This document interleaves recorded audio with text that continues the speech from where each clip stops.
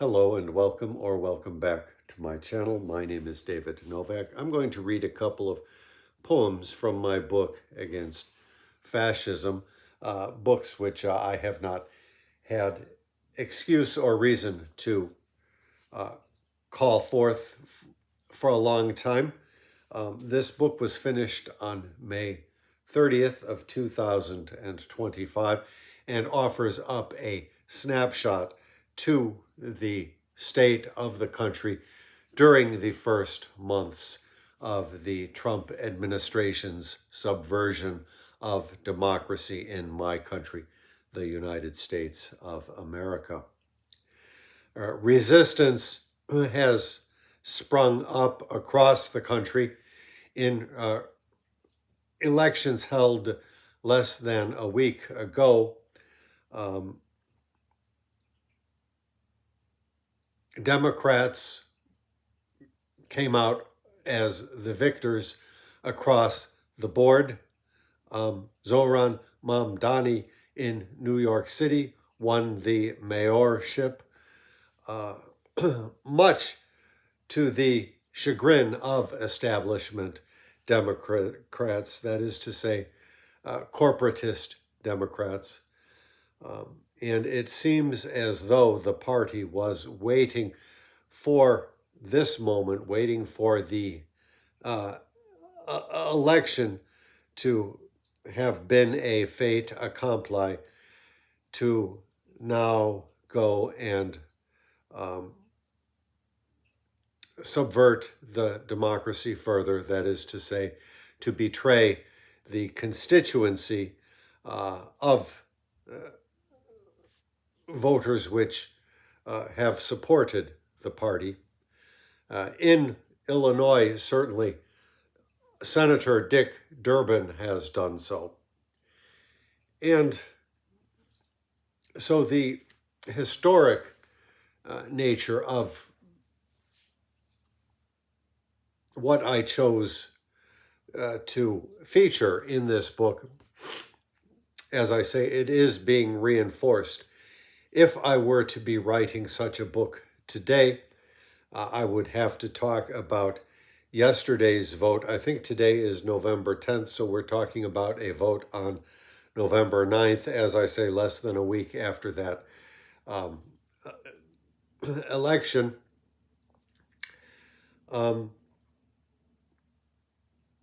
now I lost my train of thought. I'm sorry. I'm a bit congested this morning.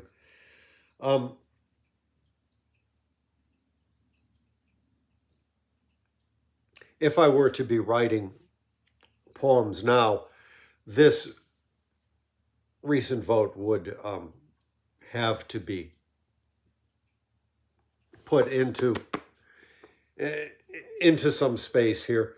But it is all at this point, well, maybe not all, but at least this is sort of a bit of redux. I'm glad the book is finished because it would, in a certain sense, just be duplicating itself, and I would have little new to say. The names have changed a little bit of the, I call them the Turncoat 10, I think, on that day. The Cloture vote that supported fascism. Now, that poem was written on March 15th of 2025. I don't know if the vote was held on March 15th or perhaps March 14th. But preceding that poem in my book is one about Chuck Schumer, who is the ostensible head of the Democratic Party in the Senate, who has sort of shepherded all the votes supporting the complicity with fascism. So, as somebody has said recently, senators such as Chuck Schumer and Dick Durbin, in that they are complicit with the fascists, are nothing but fascists themselves. And it is right that these senators go down in memory as such, to not actively fight against fascism when it presents itself is indeed to uphold fascism, to be fascist in essence. So the vote yesterday, last night, done on a Sunday evening when business was closed across everywhere in the country. The social media was ramping up videos by Taylor Swift, that kind of thing. The vote was done not exactly in secret, but at a time when there could be no possible pushback. I, of course, as soon as I got wind of it, sent a message to Senator Durbin and my other senator, Tammy Duckworth, who happily did not vote for this capitulation to the Republican Party in its attempts to essentially remove health care from a lot of people, or double, triple, quadruple the price of that health care. But these folks are beholden to corporate interests. I will spare you their names, I guess. Well, maybe I should see what I have here, because as I say, the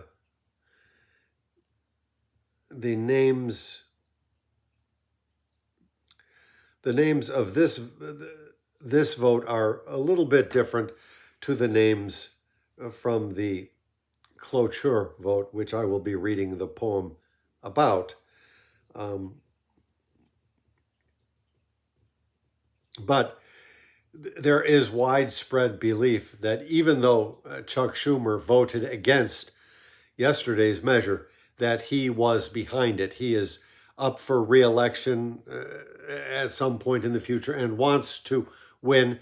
And so he wants to have the cover of being able to say that he voted against this measure. But it is believed also that a lot of Democrats in the Senate actually favor capitulation to the Republican fascist movement. So let me see.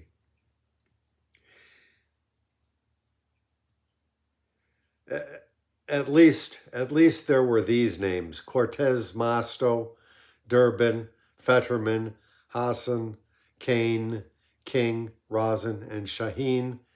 I think one or two others that were from the infamous Cloture vote as well. So I'm going to read a poem from March 14th, 2025.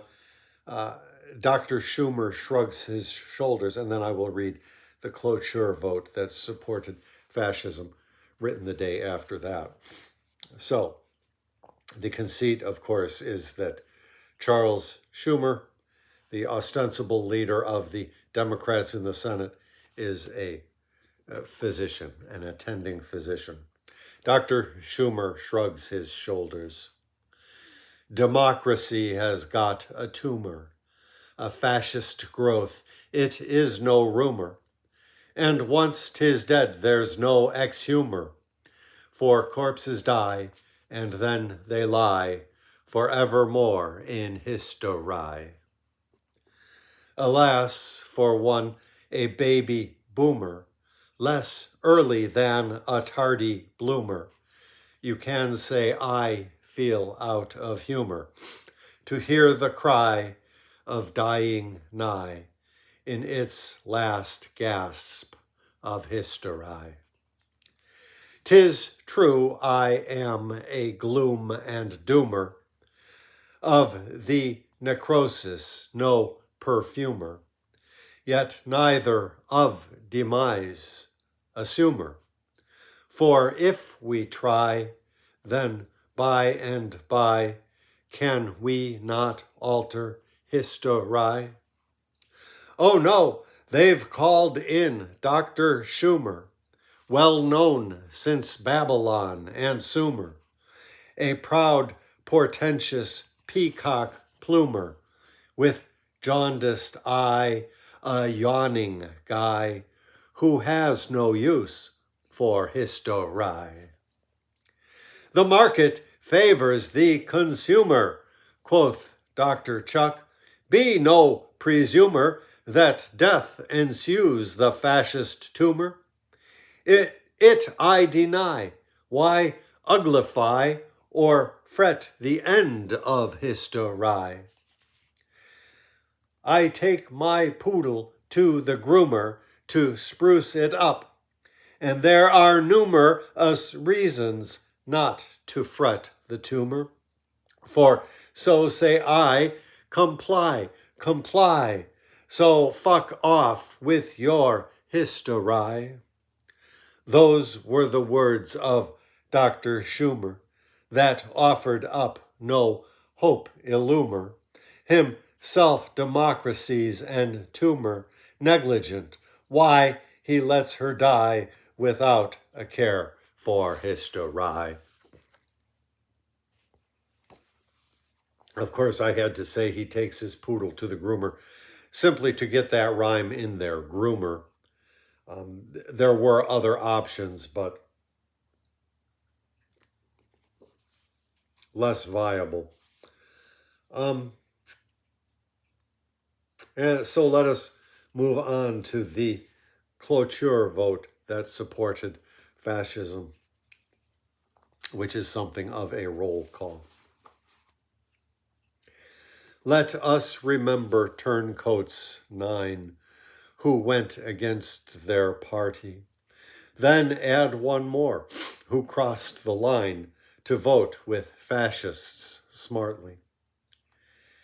Catherine Cortez Masto is the first, Dick Durbin second, John Fetterman the third in this sad, treacherous tally reckoned. Fourth, Kirsten Gillibrand, then fifth comes Maggie Hassan next. All voted to approve the grift, pledge of allegiance vexed. Angus King sixth, then Gary Peters as seventh, so compounds their lot of those who side with cheaters as infamy redounds. Eighth, Brian Schatz, ninth, Charles Schumer, then lastly, Jean Shaheen. Their love of country proved but rumor, than avarice less keen. Let us remember turncoats 10 who went against their country, voting with fascists. It was then betrayal, to put it bluntly.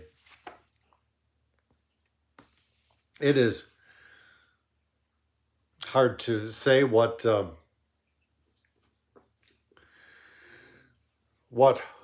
hope lies in store for us in the immediate aftermath of this disastrous capitulation by the Democrats. But we have to remember that public sentiment is overwhelmingly against what the Republicans and their Democrat enablers are effecting.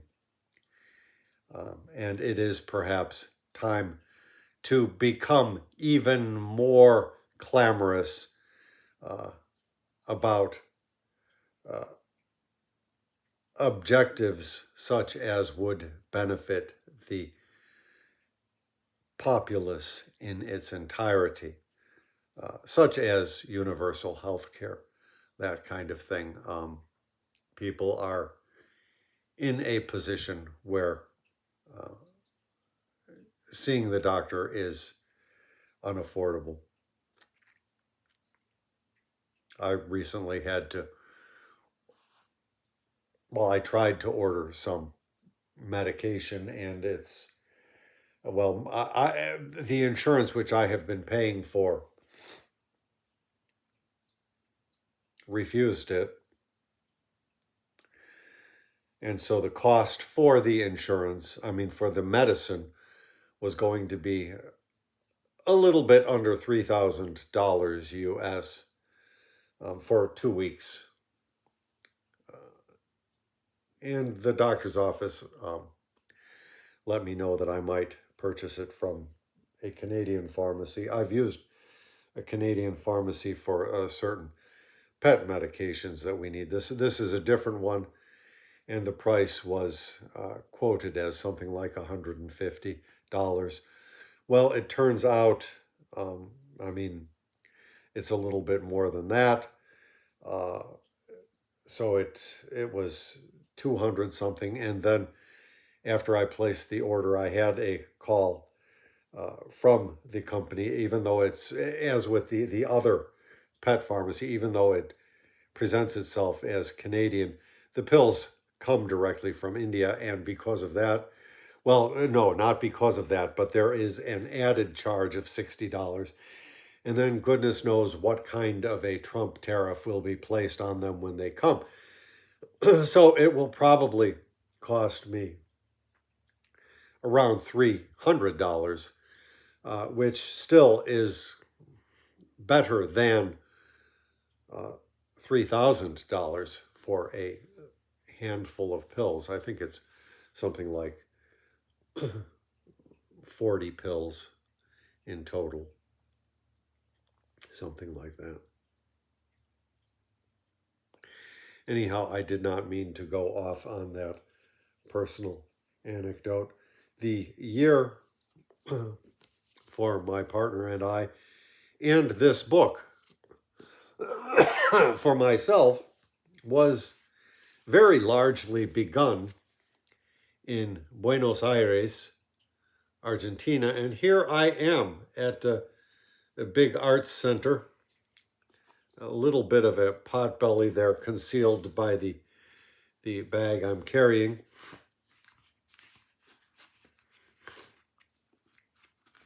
Why don't I just for the heck of it, read one more poem from that day, if I can find it.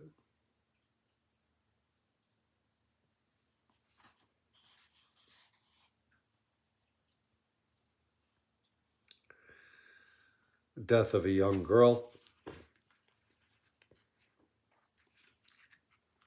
which I heard about while I was staying in our, I guess it was a condo that we were renting out, our B&B, that is to say our little flat on an upper floor of something like a, well, not really an upper floor. You can go back and see videos. It was, I don't know, third floor, fourth, something like that. You can see pictures of the buildings behind me in videos that I made at that time. Possibly even of this poem. Well, when I wrote Death of a Young Girl, it was a rainy day. We were beset with rain several days. I mean, rain of such downpour that it was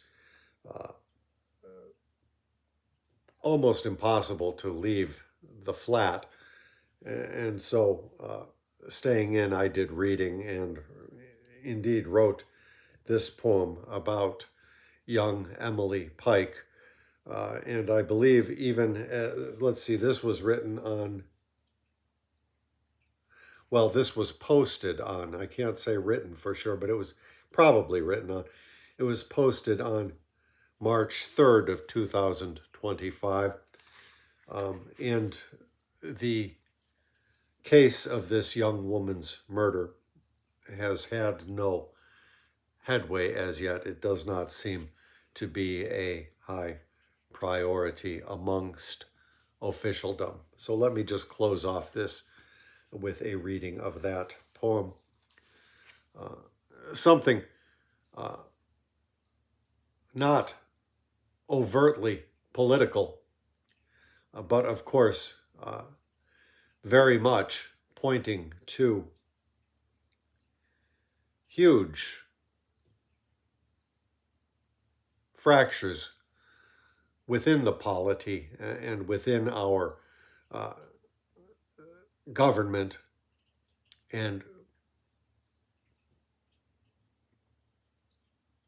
huge problems that people are dying to see addressed by our elected officials who are supposed to represent the voting public. It has not been working out that way lately. Death of a young girl. Heavenly God, the dam does break. Tears flow as from a broken dike, as we from a bad dream awake to a worse nightmare. Voices quake, speaking her name, which on us holds its claim. Emily Pike. Suddenly fell catastrophe, as from dark heaven the lightnings strike, leaving the sight for all to see, illumined hell's brief brilliancy, crashing her name, which on us holds its claim. Emily Pike. She strode alone into the dark, girl unprotected, but a tyke, for predators an easy mark, so one extinguished her life's spark, heedless her name, which on us holds its claim. Emily Pike. We, in this wicked world bereft, may never reinstate her like. Girl's giddy gladness merely left in memories as devoid of heft. Cling to her name, which on us holds its claim. Emily Pike. Lord God, alone amidst the storm, each one in conscience feels the spike which calls for justice. We perform ablutions, grievously the norm, weeping her name, which on us holds its claim. Emily Pike. Which, of course, merely causes to resonate remembrance of the fact that our fascist regime, that of Donald Trump, is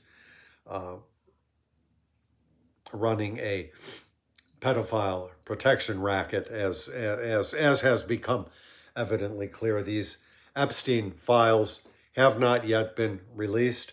In fact, the government was shut down in order to prevent there from being a vote which would make evident who stands where on release of the files. Personally, I think the powers that be are gearing up to sacrifice Donald Trump, who apparently